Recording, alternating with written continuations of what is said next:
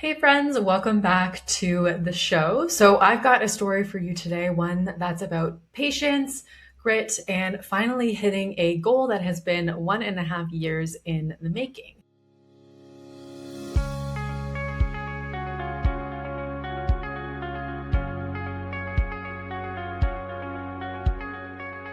So, a little while ago on November 24th, 2025, at the Holly Jolly Fun Run in Toronto, I ran 5 kilometers, or for my American friends, 3.1 miles, in approximately 19 minutes and 55 seconds. So, under 20 minutes to be exact.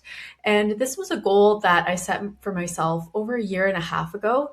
And let me tell you, the process did not go as expected.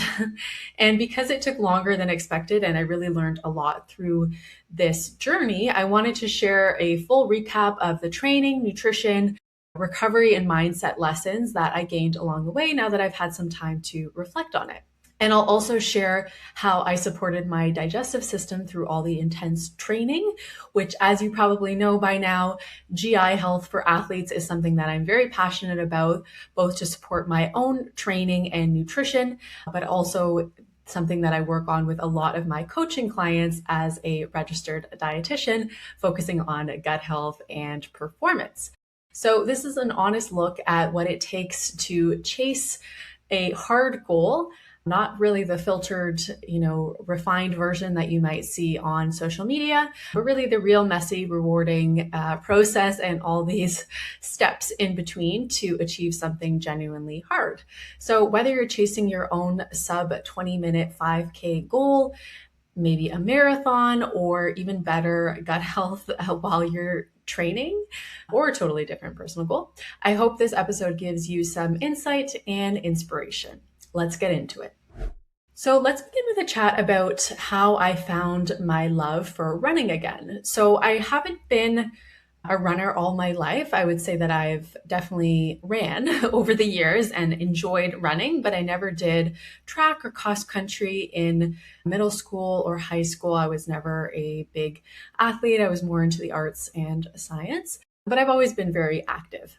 So I would say over the last 15 years, I've been very active in the gym. I've been strength training 5-6 days a week for many years since that time, doing yoga and engaging in a lot of different physical activities, and movement has always been really something that I'm passionate about, always consistent with it. And in terms of running, probably since I was maybe 14 or 15, I've enjoyed doing maybe 5, 10, 15 kilometers every week, missing weeks here and there, but never really super consistent. I actually did get into longer distance training a bit in 2016 and 2017. So when I was younger, and I tried to train for a half marathon, but then I ended up getting injury and that set me back. So I didn't end up doing the race at that time. So I kind of fell off of trying to build up running endurance at that time. And it was only really about we're coming up on maybe 3 years now. So about 2.5 years ago, in 2023, in April, I had a friend ask me to sign up for the Under Armour 10K in Toronto. So this is a really fun 10K race that goes along the lakeshore. You get really nice views of Lake Ontario. There's about 6,000, 7,000 people that sign up, and it's a really, really fun race. So I decided, okay, you know what? I haven't done any races. I know I'm pretty comfortable right now with running 5, 8K, so maybe I can build up to do this 10K. So all that to say, I trained from April until June to do this 10K. And then the day came and I, built up to the distance and we did the race. And my time ended up being 51 minutes, which I felt like was a pretty good amateur time for a, female runner who wasn't super consistent. But then I thought, as I finished the race and I really felt like I gave it 100% at the time, I thought, you know what, this feels like a good time and I was happy with it. But I thought, what if I actually committed to training? What if I really took things further and got more serious about running? What could be possible at that point? So I decided to continue running regularly, and then I actually signed up for a half marathon in the fall of that same year. So that ended up being my first half marathon race. And I went on to run that, I would say, again, fairly well for an amateur. So about an hour and 51 minutes. And I was really happy with that for my first half marathon time, again, back in 2023. And like many runners now, then I jumped into the idea of signing up for my first marathon very quickly. But my goal for that was really just to make it a very fun experience. We were traveling to Italy and I saw that the Rome Marathon is in March and that's when we were going. So I thought, perfect, you know what, let's just do it. It'll be super fun. And why not run the first marathon in a place that I love? I've traveled to Rome many times and it has a lot of great memories for me. And one of my beloved family members actually passed away a few years ago, but we have a lot of great memories in Rome. And I know she would have been very proud of me running that. So I was super happy to run that. So I ended up running my first marathon in March of 2024, and I finished in about 3 hours and 55 minutes. So I was really happy with that, sub 4 hours. Actually, the longest run I got to in training was about 27 kilometers and had actually been doing a lot of like cross training because I was dealing with some beginner running injuries at that time, some shin splints and such too. But all that to say, the marathon went super well, recovered well, and it was an awesome experience. And so in the midst of training for this half and full marathon, I started doing some 5K time trials, and I really loved them. So I felt like they were so painful because it is a shorter distance. You can push yourself harder because you're trying to go faster, obviously, than you would at a half or a full marathon race pace. And I noticed kind of that relative to my other distances, my 5K times felt like a bit faster. So I thought maybe, okay, this might be a strength for me. So my first 5K time trial was actually 22 minutes and 14 seconds. So I thought, okay, again, pretty fast for like a low mileage runner. I was doing maybe 25 to 35K a week at that time. And I was happy with that. So I feel like many non-runners or even newer runners see that marathon as like the ultra impressive goal, but I slowly realized that racing a 5K all out is in many ways like much harder than a marathon, I would say, for sure. I mean, different challenges there, but in terms of like the actual effort and the pain that you experience, I felt like the 5K was really the harder goal. So I kept seeing this like sub 20 minute 5K goal thrown around. And I thought, you know what, I'm going to get there someday. I'm about 2 minutes off, which didn't sound like a lot. But I thought after my first marathon, let's start working towards it. So this is why the 20-minute barrier spoke to me. So according to Running Level, less than 2% of female runners will ever achieve a sub 20-minute 5K. So a pretty small amount. So I was both drawn to and challenged by the 20-minute barrier. It seemed hard, but like not out of reach. So it seemed like a tough goal, but I felt like I believed that I could achieve it. And I liked that it required both speed and endurance. So I wanted to chase really a hard goal in order to commit to the process because I felt like I was able to do it, even though it was challenging. And I also wanted to see what it would be like to do more consistent focused training and then also navigate some of the challenges around specific fueling for that, because that always helps me to kind of put myself in the shoes of my clients as well and be a better coach and dietitian. And while I do think that like I have some genetic capability to, support running, I think that there's some part of me that has some natural gift. I'm definitely not like genetically talented, so I definitely would have to work towards it. But I was prepared to set my mind and my body towards it. And another reason the goal spoke to me as well is because I thought it would help me maybe meet new people, experience new challenges, and even learn, as I said, further how to fine-tune recovery and nutrition. So every year, and I've done a previous episode on this, but how to set realistic New Year's goals. So I've done a podcast episode on this. I write out goals across 4 categories. So personal development, contribution, adventure, and career. And so I set for my personal development goal, let's run a sub 20-minute 5K in a race. So let's go over the attempts. So as I mentioned in the beginning, it didn't go as expected. And truthfully, I thought I would get there a lot faster than it actually took. So that was a big part of the learning. So over that next year and a half, starting from about June of 2024, when I started really narrowing down and focusing on the 5K training, I worked with a coach. So I'm really thankful I have a great running coach who gives me a weekly plan every week. She updates it based on what my goals are, what races or tune-up races are coming up, how I'm feeling. And I'm very thankful to her for giving me very specific workouts to do as well. And so that's been super helpful. So I put in consistent weekly workouts for the most part over that year and a half to help train and really build my fitness to hit this goal. And along the way, I didn't just do 5K races. So I raced some 10Ks. I even did a trail run and a half marathon, part of it to help race and also see it as like a workout as well. So each attempt really gave me new information about my mindset and what I still needed to work on. So I'm going to share some of my times over a few races.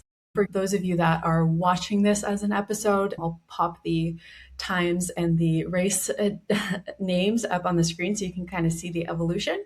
But basically, first attempt was the Pride Run in June 2024. And that one I hit 21 minutes and 21 seconds. So sounds close, but still far. And then I did another 5K race a couple months later at 21:19. So only 2 seconds off. And then I had a gap in there because it's hard sometimes to find 5K races throughout the winter. But I did a winter race in Waterloo called the Refrigerator. And that one was not PB material at all because there had just been a fresh snow and half the course was on really slippery ground. So that was out of the question. And it ended up doing 24 minutes something. Then I had another attempt at the Pride Run in June 2025, which is a super fun race. I've done it twice now. So anyone listening to this, I highly recommend it if you're in Toronto and you like running. And that one I did 20 minutes and 30 seconds. So closer, but still off the goal. And then a month later, I did another race called the Rev and Run, which was actually an evening race. So I did it later in the day. And it was pretty hot weather. So that one I did 20 minutes, 32, but I felt pretty good. And then in September, I raced the Yorkville Constantine Run, which unfortunately the week before I had a flare up of a nerve irritation that I get, which stems from like some tight muscles in my mid back. And it basically, when it's happened, it causes like a sore hip and it's just like a nerve irritation. So it usually takes about 3 or 4 weeks to kind of calm down. So that flared up the week before the 5K. So I had to like take some days off. I couldn't do my tune-up workout and I ended up racing it like after a good warm up and taking a couple rest days before I was able to do it. And like, surprisingly with the endorphins, not have much pain, but I didn't feel my best. So I ended up running that in 20:54, which I felt pretty proud of because I had still pushed through it, even though I was having discomfort. And then finally, we get all the way to November 2025, where I was racing the Holly Jolly Fun Run, which starts at the beginning of the Santa Claus Parade here in Toronto. And it was a cool weather day. It was a very fast course because it had downhill parts and everything went well with training. I was feeling great. So this was PB material. And finally, I ended up finishing the race in just under 20 minutes at 19 minutes and 55 seconds. And I felt awesome. So again, for those of you watching, we put up a video and you can see the finish line, but I had a big smile on my face. So really, given multiple attempts, as you can see, I went through a lot of different tries to hit that goal. And sometimes, you know, it was the weather or the conditions that day. Other times it was just how my body was feeling or even mindset too. So I thought that, you know, I would hit it quicker than I did. But all that to say, I think it was an important lesson that sometimes multiple attempts are needed. And just because you don't hit a goal doesn't mean you weren't necessarily ready, but just sometimes all the factors haven't come together yet. And there's always still learning and always things to be proud of from those attempts. So I'm going to go through now just some of the biggest lessons that I've learned along the way, now that I've kind of explained a little bit more about why the goal was important and kind of leading up to, you know, setting this goal and the attempts as well. So the first one is consistency over intensity. So I would say for sure with any type of training, but definitely endurance training and running, showing up week after week and being consistent matters a lot more than just banging out super specific or hard workouts or getting up to high mileage. And one thing that I think was my strength was that I was very consistent with my weekly plan. Even if I didn't feel great that day, or I was stressed about work, or, needed to get stuff done, I would still execute the workout as planned. The only time I wouldn't do it is, if I was playing it safe, if I was having a niggle or some pains, then I would switch to a cross training workout to be smart. But I didn't skip the workout just because I wasn't feeling up to it or wasn't feeling motivated. So that consistency really, really helped. And I was consistent for weeks. I've had some down weeks here and there and taken a bit of time off hard workouts and training. For the most part, over the last 2.5 years since I've gotten into run training, I've been very consistent with my training week to week, and even in sort of base training times, still maintaining that. So I don't like personally taking long periods off. I prefer to just be consistent and, support that too. So this meant like even sticking to my training plan, even if it was dark in the evenings in the winter, getting on the treadmill, which isn't super fun, but still getting it done, or bad weather. I did lots of workouts in the snow, really cold, windy days, or again, if I had lots of stuff on my plate. And I think one thing that really helped with this is even just the mindset of like, you can't wait for motivation to do something. If you committed to it and you said that you were going to work towards this goal, and you have a plan and there's a workout scheduled, you have to just do it. You can't listen to your brain sometimes. You just got to shut your brain off and just get started and do it. And I would say pretty much, I can't even think of an example of a time that I did a hard workout and I regretted it after. So I always feel better after. And sometimes even the ones when I thought it wasn't going to be a great day because I was tired ended up being great. So sometimes you just got to turn the brain off and go with it. Definitely. Something else that helped with the consistency too was that I tried to see like the workouts and runs as a reward. So my busiest days for me are Tuesday, Wednesday, Thursday. This is when I see a lot of my coaching clients for sessions and run my group coaching calls for my program. And these were busy practice days for me. So I often wouldn't do like long runs or workouts in the morning, but I would leave them to the end of the day. And that might sound a little funny because maybe you think, oh, you had a long, like busy day. Why would you want to do a workout at the end of the day? But for me, I saw it as more of a reward. So I love my runs. And for the most part, I really love doing running workouts and intervals. And I kind of saw it as like a reward at the end of the hard day to go out, maybe go on the trails and do this hard workout and just kind of flush out all the stuff from the day. So I think seeing it as like a positive and a reward versus something like a chore, something that I had to do, really, really helped for the mindset too. The second lesson I learned is don't underestimate cross training as an endurance athlete. So as I mentioned, I had several setbacks about 4 times between 2024 and I guess up to now. So now that I'm recording this mid-March of 2026, I've experienced this nerve irritation about 4 times, as I mentioned, stemming from like tight low back muscles that then like kind of work through. So it's a femoral nerve. So it kind of starts in your mid low back and then it wraps around into your hip and glute and then into the thigh and quad. So this was leading to like kind of hip pain and hip on like pain on impact. So this flared up about 4 times for me. And at this time, like certain points, I was not able to run just because the pain was over a 3 out of 10 and the nerve needed some time to take time off. So I wouldn't just stop exercising entirely. I would continue strength training and specific exercises from my amazing physiotherapist. And then we would do, and I'm very thankful for my coach here. So she would recommend to do different cross training workouts, either doing spin if I was going to not do my interval work that week so that I could get the high intensity stuff, or doing elliptical and biking in order to get the aerobic stimulus without needing to run. And I think that this actually really helped me to both maintain my fitness, but even for periods, there was one stretch where before I kind of figured out what was causing the nerve issue, I think it was the first or second time it flared up, I really couldn't run consistently for a couple months. So I was doing a ton of spin, like on the bike, 4 or 5 hours a week and doing these really hard spin classes. And I ended up running a half marathon about 2 or 3 weeks after I kind of got back into running and was feeling good again. And I ended up getting a personal best. So I think that the cross training actually in a way made me more fit.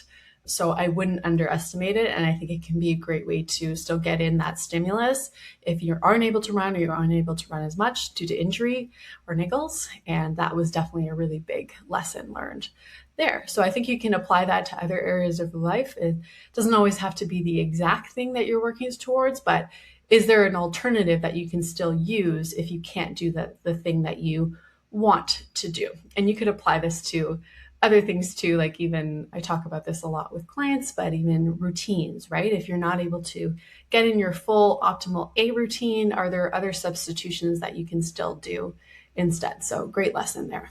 And the third lesson was accepting non-linear progress. So as you can probably tell by now, I'm a firm believer that progress isn't linear. We don't just start from point A and just like perfectly go in a straight line up to point B. And, in that September 2025 race at the Constantine Yorkville race, I really thought I was going to hit my goal then. And unfortunately, I had that nerve irritation flared up that got in the way.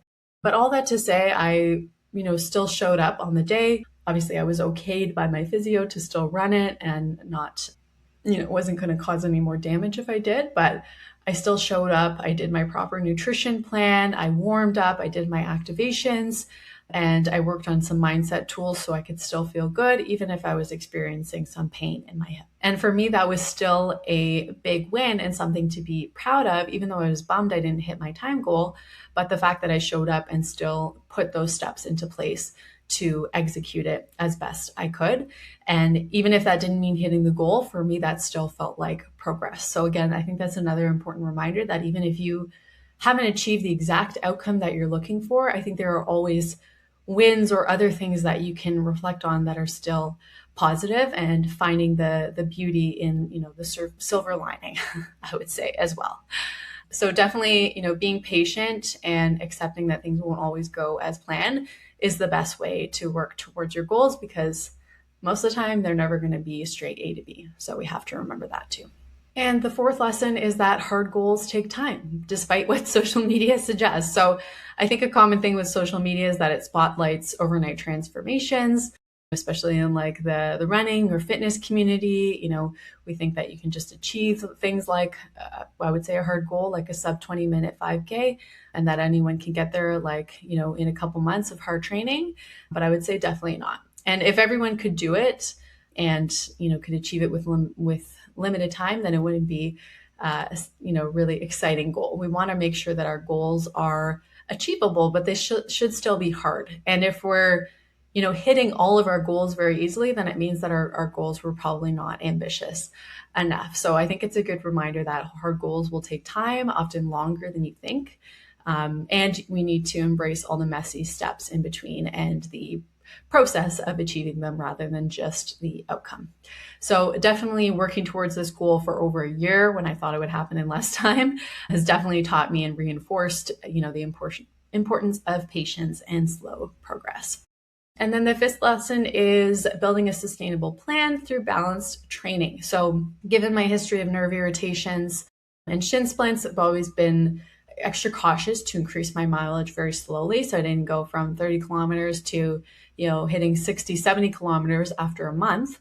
Way too fast. I see a lot of people do this. And I think that's the problem now with using something like Strava, where you can look at everyone's mileage and everyone's runs.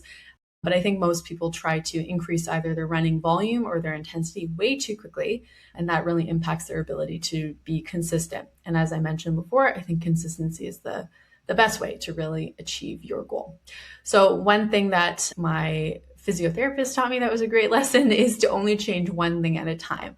So for example, if we were to add in a second workout in my week, then we wouldn't also increase my weekly mileage. So I wouldn't be running more while also adding another workout into the week, because that's a recipe for injury. And something like running, which is impact more so than other endurance sports like cycling and swimming, it puts a lot of stress on the body, and our joints and our muscles and bones adapt much slower than we think. Usually our cardiovascular system will adapt more quickly, but it's the joints and tendons that are much slower to adapt. So that's why we just need to be cautious, and there's no sense in rushing these things. Another lesson that I learned, and this kind of blends into this one, is the importance of easy runs. So this was a really huge lesson that I learned pretty early on. And I'm still surprised. I think it's a very common topic now. Everyone mentions this, keep in your zone 2, keep easy runs easy. But I think there's still a lot of people that aren't aware of this or aren't really practicing it. But basically like when I'm doing an easy run, that's not a hard workout. It's just a day to get in my base mileage. My pace on Strava may show up anywhere between 5:30 per kilometer to 6:30, sometimes 6:45 per kilometer. And that might look, on the lower end in the 6 minutes, may look slow to many people who see it, but I really don't care. I think that your easy runs should be based upon effort, how you're feeling that day, which may change day to day or even the footing or how you're running. And it should just be effort. So running at about a 3 to 4 out of 10 on the rate of perceived exertion scale. And I think this is a common mistake that a lot of runners just run around the same pace. So they're always kind of running like at a moderate pace. You're never really doing things easy, which sort of supports your mitochondrial production and your base, your endurance base, and then having enough energy to run those really hard workouts hard. So for me, I've really loved like polarized training and having a variety of different paces that I do when I run. And those easy runs, again, are not based on pace, they're just based on effort. And since I started doing that, I'm able to have like really good energy. And when I go and do my running workouts and intervals, I'm able to do them at a much faster pace, which feels really, really good. And then I can recover from them well. And I think this is even important too in the context of like digestive health. So a lot of endurance athletes will deal with GI issues during and even after training. And part of this too could be even just putting too much stress on your body and not recovering adequately. And this could be due to just running all your runs way too hard and not running your easy runs easy. So I won't go too far into this. As I mentioned, I'm a dietitian, so I'm not going to pretend that I'm like, a exercise expert here, but that's something that definitely worked for me. And I will share some resources as well that helped me to understand balanced training, and I'll link them in the show notes. So Ben Parks, he's got great videos over on YouTube and a couple podcasts. So the Chasing PRs podcast, which is held by a physiotherapist who is a runner, as well as the Strength Running podcast. Love that. And then a couple books. So 80-20 Running by Matt Fitzgerald and Run Like a Pro, Even If You're Slow by Matt Fitzgerald. So great running resources that you can check out to help you understand more about polarized training and why it's important to keep your easy runs easy. And then let's go into another lesson. So recovery is king and it doesn't need to be complex. So I don't own like any fancy recovery tools. I don't have like compression boots or I do have like a Theragun for massage because it feels good, but I don't have all these like red light therapy mats or any of those things. Because I would say, in my opinion, those are really the cherry on the cake if you're already laying the foundation with good recovery. So you're sleeping well, your training is balanced. Again, you're running your easy runs easy and then prioritizing hard efforts for your hard workouts. You're eating well, so you're nourishing your gut microbiome. You're eating enough calories, enough carbs, protein to support the training that you're doing, and hydrating properly. Those are all the foundation when it comes to recovery. If you're not doing those well, you're sleeping 6 hours a night and you're trying to push your body every day and you're under eating carbs, then there's no sense in wasting your money on all these fancy recovery tools that everyone loves to talk about these days. So these are definitely things that I've prioritized since before I got into running. I've always believed in the foundation and I do like the saying. So trying not to major in the minor and trying to minor in the major. But these are some key things that I also prioritize that are low cost and easy to do. So definitely walking, that helps as recovery and counts as training and it's free. I like to use my standing desk to make sure that I'm not sitting all day and I'm standing up and switching positions. Definitely eating enough carbs on hard days and long workout days. Supporting gut health, so fueling, nourishing my gut microbiome, making sure that it's as resilient and healthy as possible, because that's going to help me to support my immunity and also prevent exercise-induced GI symptoms, hydration, and yes, sleep hygiene. So all of these things need to be part of the foundation before we focus on any fancy or expensive recovery tools. And then another lesson before I get into nutrition to kind of wrap up this episode here is that it is important to measure progress beyond the stopwatch. So definitely race times, as I said, are not everything. And even if I didn't hit that specific time goal, there's still progress to be measured.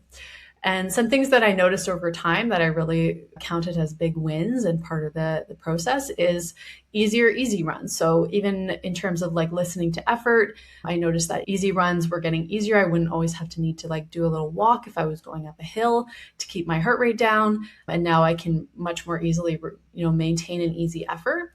And I've also noticed that my heart rate recovers a lot more quickly, like between intervals or once I've finished like the workout or hard portion of my run, which is really cool too. Improved breathing. So I've learned to really stay calm and have more controlled breathing during races and workouts, and more resilience for sure, mental resilience. So I've trained through winter. I've done like races in super cold and snowy blizzards and rain. So it's been great mental training to push through, and definitely finishing races with a smile. So I definitely feel like I recover a lot more quickly after a race. I'm able to just walk it off and feel good within a couple minutes and back to totally normal breathing, which I think is a really good sign of fitness.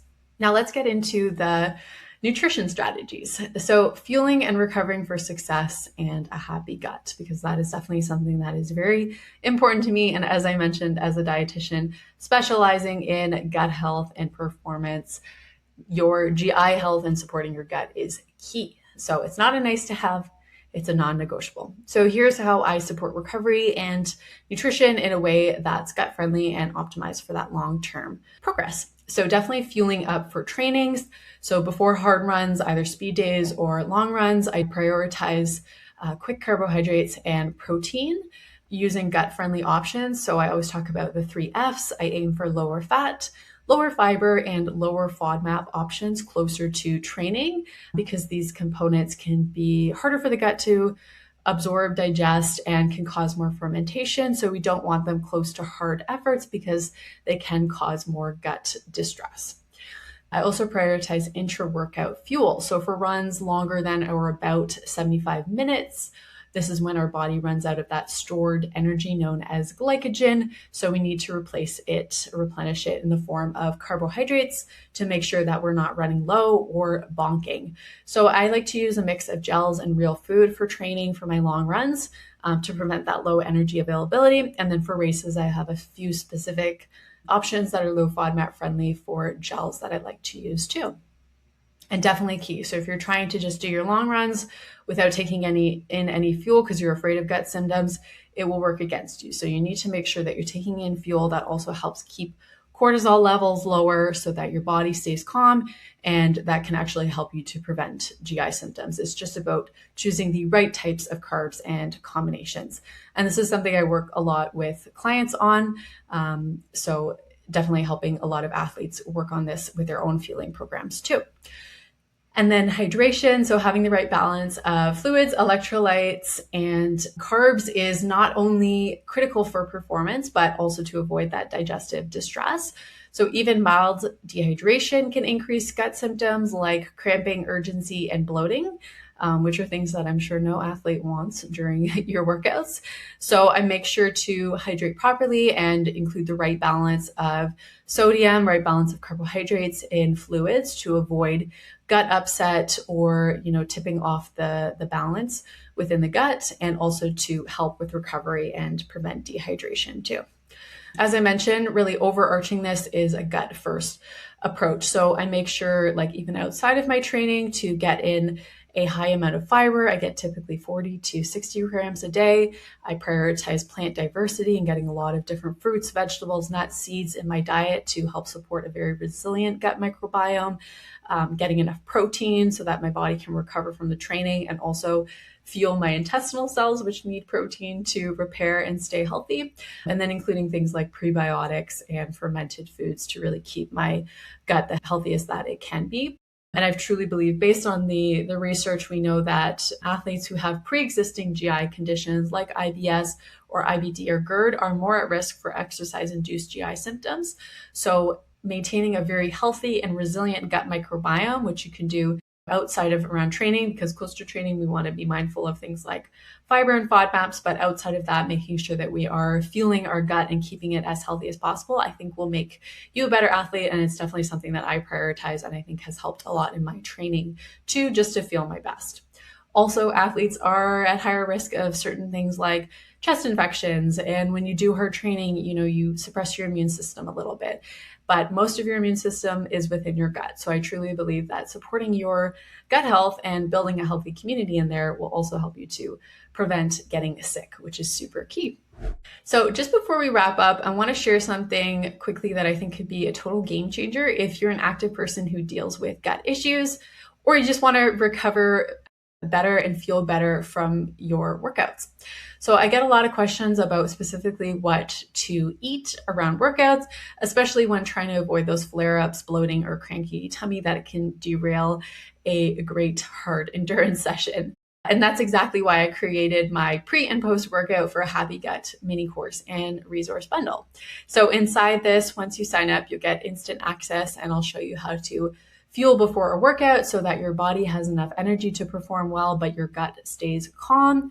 What to consume during longer sessions. So what are the gels, what are the real foods or products, drinks that you can take in to maintain hydration and top up your carb stores without getting the digestive distress, and also how to recover after hard workouts, both with a few tools to downregulate your nervous system, which is important for preventing gut symptoms, as well as nutrient-rich meals that support energy, repair, and immunity. So it's all designed to be practical, sustainable, and of course, evidence-based, which is perfect for anyone chasing performance goals, whether you're training for a first marathon or just trying to feel better before, during, and after your runs and workouts. And the best part is that I really give you step-by-step guidance, sample meal ideas, and tips that are all gut-friendly. They're low FODMAP friendly, which is shown to support both athletes with IBS as well as endurance athletes in general, so that you can actually enjoy your training while keeping symptoms at bay.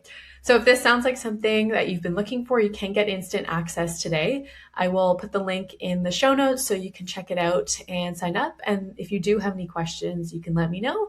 And trust me, the right nutrition around your workouts isn't nice to have. It's a total game changer when it comes to energy, performance, and of course, gut health. So I hope to see you on the inside, and your gut and your body will thank you. So just to wrap up this episode, let's talk a little bit about where I am now and what comes next.